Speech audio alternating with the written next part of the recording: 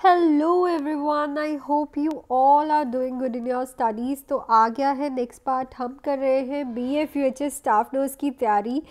Admit card भी release हो चुके हैं एंड आप सब लोगों को पता है पेपर भी 5th को है। 14 डेज़ बचे हैं।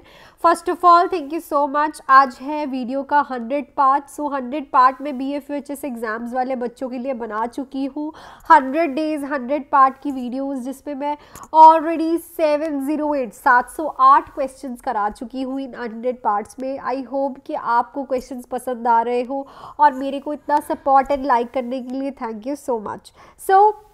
अपनी प्रेपरेशन को फुल ऑन रखिए। पेपर जो है 14 डेज़ आपके पास रह गए हैं। अभी भी आपके पास टाइम है। अगर कोई भी बच्चा बैच ज्वाइन करना चाहता है, 799 वाला है फुल MCQ बैच, 999 वाला है MCQ plus important topic batch.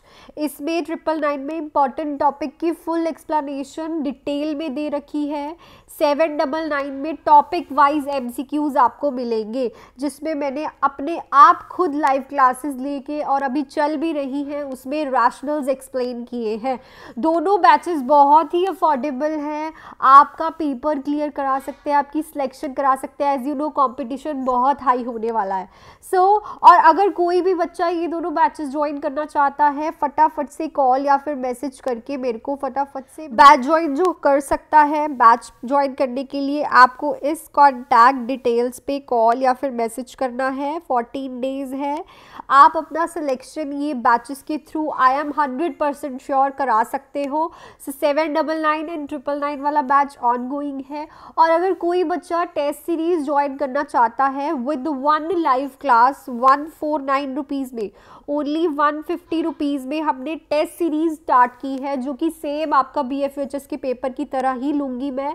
आपको उतना ही टाइम दिया जाएगा, उतने ही क्वेश्चंस दिए जाएंगे, आपकी रैंकिंग बताई जाएगी। ये टेस्ट सीरीज आप ज्वाइन कर सकते हैं ओनली 149 रुपीज़ में, 150 रुपीज़ में, इस कॉल नंबर पे कॉल या फिर मैसेज करके।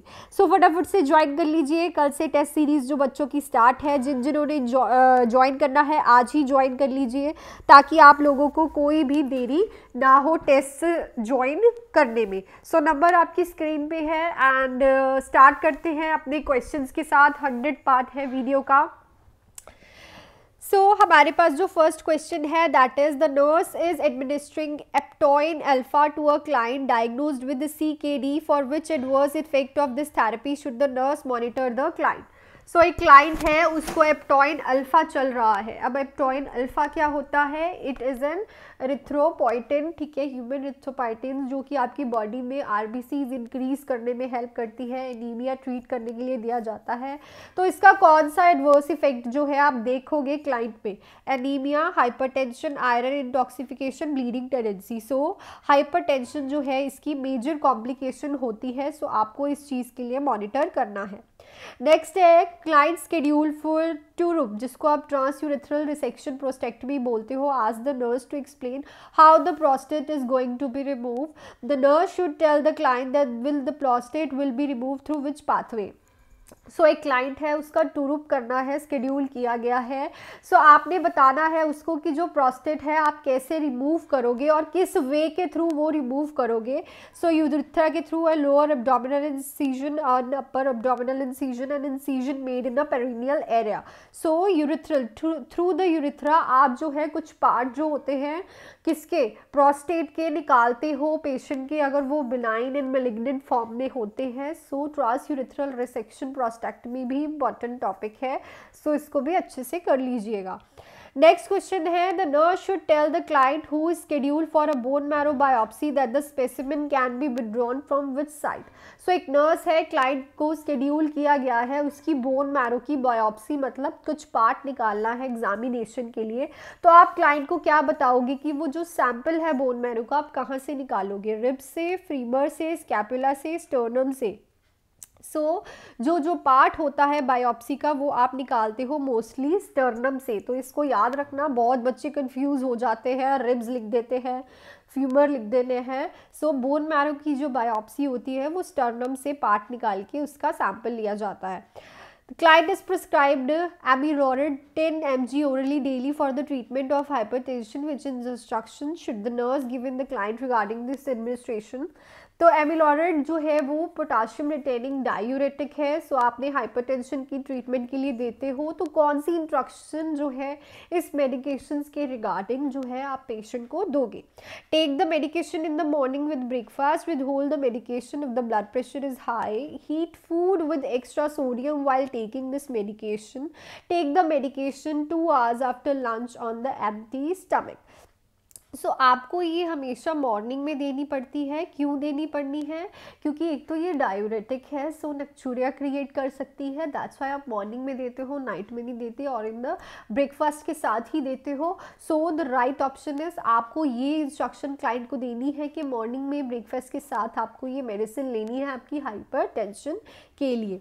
So next here the nurse is preparing a poster for booth at the health fair to promote primary prevention of cervical cancer. Which recommendation should the nurse include on the poster? So एक nurse है, poster बना रही है, booth लगाना है जैसे आपने अपने college time में लगाए होंगे, उसमें उसने prevention of cervical cancers के बारे में बताना है. So ऐसी कौन सी recommendation है जो कि वो इस poster पे लिखेगी? Use a commercial Dutch on a daily basis. Perform breast self-examination. Seek treatment promptly if cervical infection is suspected. Use oral contraceptive as a preferred method of birth control. वैसे भी अगर किसी को सर्वाइकल इन्फेक्शन होता है तो cervical dysplasia create करता है, that is abnormal growth of a cervical cells, so जो कि आपका प्री मेलिग्नेंट स्टेज बन सकता है. ध्यान से सुनो, क्या होता है जब भी किसी को सर्वाइकल इन्फेक्शन होता है तो वो वहाँ पे डिस्प्लेजिया क्रिएट करता है, that is abnormal growth of the cells, जो कि प्री मेलिग्नेंट स्टेज होती है. जब आपने सर्वाइकल कैंसर के बारे में पढ़ा होगा तो आपने ये चीज़ सुनी होगी. सो आपको प्रिवेंशन के लिए हमेशा यही बोलना है पेशेंट को कि अगर आपको सर्वाइकल इन्फेक्शन सस्पेक्ट होता है तो go for a doctor and go for a treatment, क्योंकि ये प्री मेलिग्नेंट स्टेज की तरफ आपको लेके जा सकता है. नेक्स्ट है the client is admitted to the hospital with the diagnose of infiltrating ductal carcinoma of the breast. Which expected manifestation should the nurse assess client for? So एक client है हॉस्पिटल में एडमिट हुआ है, infiltrating ductal carcinoma है breast का. सो ऐसी कौन सी manifestation है जो कि क्लाइंट में असेस करेगी नर्स?